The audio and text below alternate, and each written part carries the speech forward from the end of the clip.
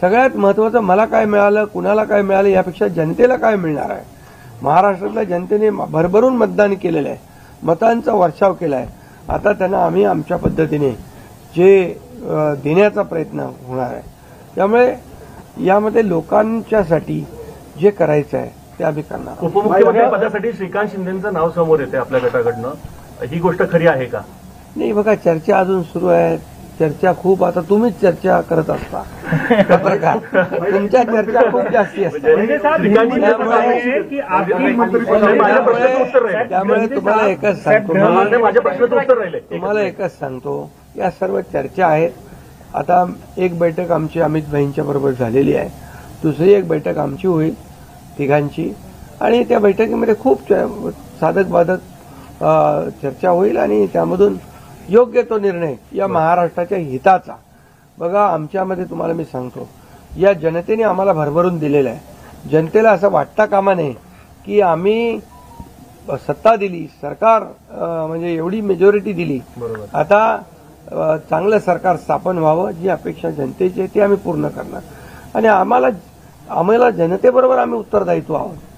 त्यामुळे लोक काय बोलतात, विरोधकांना काय काम राहिलंय का, काय राहिलंय बाकी? आता ते काय, आता ईव्हीएम म्हणजे आता याच्यामध्ये मी एकच तुम्हाला सांगतो की आमच्यामध्ये कुठलाही काही समन्वयाचा अभाव नाही. समन्वयाने काम सुरू. मी तर माझी जाहीर भूमिका परत मला मांडण्याची गरज नाही. मी तर बुधवारी जो प्रेस कॉन्फरन्स घेतली त्यात सगळी भूमिका स्पष्ट मांडलेली आहे. आणि लोकांना आता काय, विरोधकांना काम नाही, विरोधी पक्षनेताही होता येत नाही, एवढी देखील संख्याबळ नाही, एवढं भरभरून प्रेम लोकांनी दिलंय. त्यामुळे आता ईव्हीएम आणि या सगळ्या गोष्टींची चर्चा चालू आहे. बघा, झारखंडमध्ये ते जिंकले तेव्हा काय ईव्हीएम चांगलं होतं का? आणि त्याचबरोबर लोकसभेमध्ये ते जिंकले तेव्हा काय ईव्हीएम चांगलं होतं? आता पण लोकसभेचा एक त्यांचा माणूस जिंकलाय या सर्व निवडणुकीत, पोटनिवडणुकीमध्ये. त्यामुळे कर्नाटकमध्ये, तेलंगणामध्ये असेल, झारखंडमध्ये असेल, यामध्ये ते विरोधी पक्षाला देखील यश मिळाले. त्यामुळे ही लाडक्या बहिणींनी एक आणि सर्वांनीच लाडक्या बहिणींचा मोठा सहभाग याच्यामध्ये, या विजयामध्ये आहे. आणि लाडक्या भावांना त्यांनी भरभरून प्रेम दिले, लाडक्या भावांनी आम्हाला प्रेम दिले, लाडक्या शेतकऱ्यांनी दिले. सर्वांनी, या सर्वांच्या एकजुटीच्या प्रेमामुळे, आशीर्वादामुळे हे सरकार एवढ्या मोठ्या प्रमाणात मेजॉरिटी.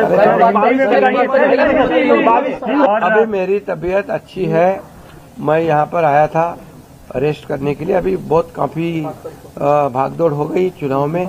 मैं एक दिन में 8-8, 10-10 सभा ली थी.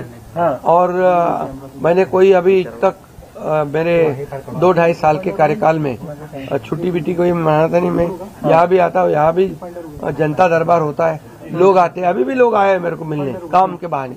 वो यहाँ आने के बावजूद भी मुझे लोगों से मिलना है, मिलता हूँ मैं लोगों को. और मेरी तबीयत थोड़ी खराब थी, अभी ठीक हूँ.